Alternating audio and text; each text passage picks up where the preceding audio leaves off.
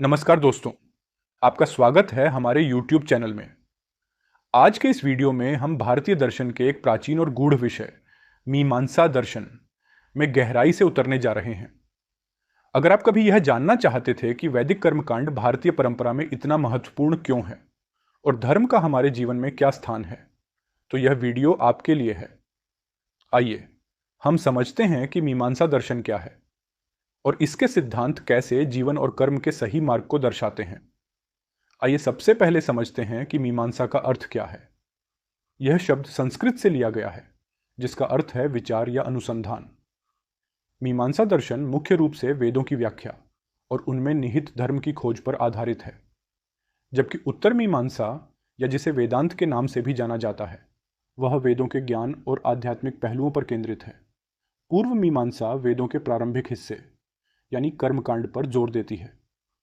मीमांसा या पूर्व मीमांसा दर्शन हिंदुओं के 6 दर्शनों में से एक है, जिसमें वेद के यज्ञपरक वचनों की व्याख्या बड़े विचार के साथ की गई है। इसके प्रणेता जैमिनी हैं। मीमांसा का तत्व सिद्धांत विलक्षण है। इसकी गणना अनीश्वरवादी दर्शनों में है। आत्मा, ब्रह्म, जगत आदि का विवेचन इसमें नहीं है। यह केवल वेद व उसके शब्द की नित्यता का ही प्रतिपादन करता है। इसके अनुसार मंत्र ही सब कुछ है, वे ही देवता हैं। सांख्य और मीमांसा दोनों अनीश्वरवादी हैं, पर वेद की प्रामाणिकता दोनों मानते हैं। भेद इतना ही है कि सांख्य प्रत्येक कल्प में वेद का नवीन प्रकाशन मानता है और मीमांसक उसे नित्य अर्थात कल्पांत में भी नष्ट न होने वाला कहते हैं। धर्म ज्ञान के लिए परस्पर विरोध रहित वेद मंत्रों के अर्थों के विचार का नाम मीमांसा है और विचार पूर्वक प्राप्त धर्म ज्ञान मीमांसा का फल है। पूर्व मीमांसा दर्शन में अनुष्ठानोपयोगी धर्म तथा अधर्म का विविध दृष्टिकोणों से विचार किया गया है। सभी को अभीष्ट प्रतीत होने वाले स्वर्गादि फल के साधन को धर्म कहा गया है। अतएव याग आदि को धर्म की कोटि में माना जाता है और कलंजादि भक्षण को मरणादि अनिष्ट रूप दुगुन से घास का साधन होने से अधर्म माना जाता है। यही बात जैमिनी ने अपने मीमांसा दर्शन में कही है, अथा तो धर्म जिज्ञासा। पूर्व मीमांसा दर्शन में वेद के कर्मकांड भाग पर विचार किया गया है और उत्तर मीमांसा अर्थात वेदांत शास्त्र में वेद के ज्ञानकांड भाग पर विचार किया गया है। कर्मकांड भाग पर महर्षि जैमिनी ने विचार किया है और ज्ञानकांड भाग पर महर्षि बादरायण व्यास ने विचार किया है। किसी विषय पर गहराई से किए गए विचार विमर्श को मीमांसा कहते हैं और यह दर्शन हमें सिखाता है कि जीवन का प्रमुख उद्देश्य है अपने धर्म का पालन करना है, जो वैदिक कर्मकांड के माध्यम से संभव है। इस दर्शन के अनुसार वैदिक कर्मकांडों का सही ढंग से पालन करना हमारे जीवन के और समष्टि के संतुलन के लिए अत्यंत आवश्यक है। मीमांसा दर्शन पूर्णतया वैदिक है। अब हम मीमांसा दर्शन के कुछ मुख्य सिद्धांतों पर नजर डालते हैं।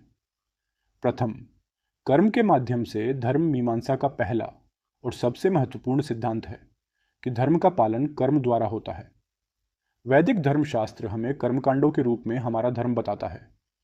दूसरे शब्दों में, सही ढंग से किए गए कर्मकांडों के माध्यम से ही हम अपने धर्म का पालन कर सकते हैं। द्वितीय, कर्मकांडों का महत्व। मीमांसा दर्शन में कर्मकांड सिर्फ औपचारिक कार्य नहीं है, वे एक अदृश्य शक्ति, जिसे पोटेंट पंडकिंग कोकड अपूर्वचर कहा जाता है, का निर्माण करते हैं। ये शक्ति हमारी इच्छाओं की पूर्ति के लिए आवश्यक होती है, चाहे वह समृद्धि हो, स्वास्थ्य हो या मोक्ष। तृतीय, वेदों की अचूकता। मीमांसा वेदों को अनादि और अपौरुषेय मानता है, यानी वे न तो किसी देवता के द्वारा बनाए गए हैं और न ही किसी मानव के। वेदों के आदेश शाश्वत और अचूक हैं और धर्म का पालन करने के लिए वेदों का अनुसरण अनिवार्य है। मीमांसा दर्शन का ज्ञान के प्रति दृष्टिकोण भी बहुत गहन और विस्तृत है। इसे प्रमाण कहा जाता है, यानी ज्ञान प्राप्त करने के साधन। मीमांसा के अनुसार कई प्रकार के प्रमाण होते हैं। पहला प्रमाण है प्रत्यक्ष, जो हमें इंद्रियों द्वारा प्राप्त होता है।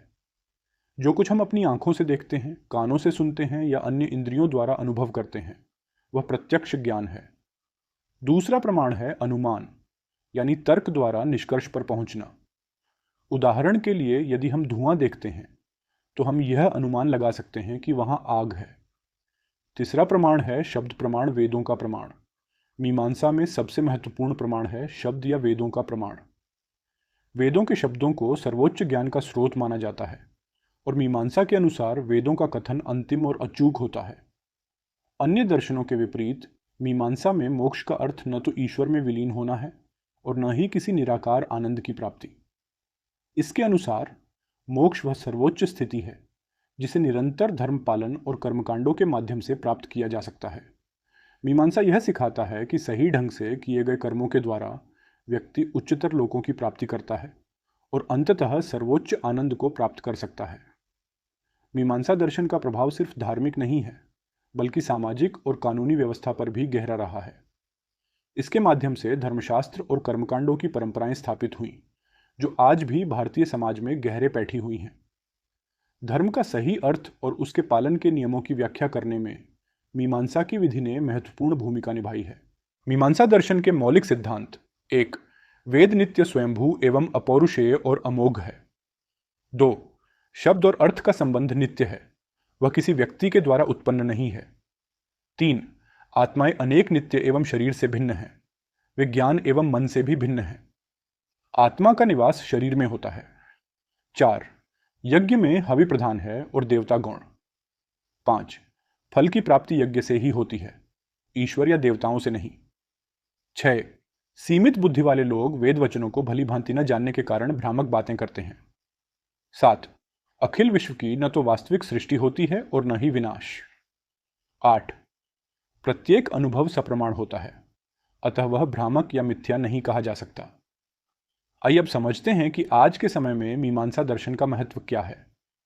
जबकि हम वैदिक कर्मकांडों का पालन उतने विस्तार से नहीं करते, यह दर्शन हमें धर्म और कर्तव्य का मूल्य सिखाता है। यह हमें यह समझने में मदद करता है कि हमारे कर्मों का एक गहरा अर्थ होता है और सही कर्मों को सही भावना से करना ही सच्ची सफलता की कुंजी है।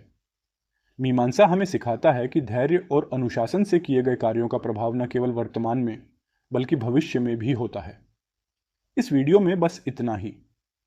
इस वीडियो को देखने के लिए आपका बहुत बहुत धन्यवाद। अगर आपको यह जानकारी पूर्ण लगा हो तो कृपया लाइक करें और हमारे चैनल को सब्सक्राइब करें। अगर आपके कोई सवाल या विचार हैं तो नीचे कमेंट करें, मैं आपके विचार जानने के लिए उत्सुक हूं। तब तक सीखते रहें, प्रेरित रहें और अपना ध्यान रखें। धन्यवाद।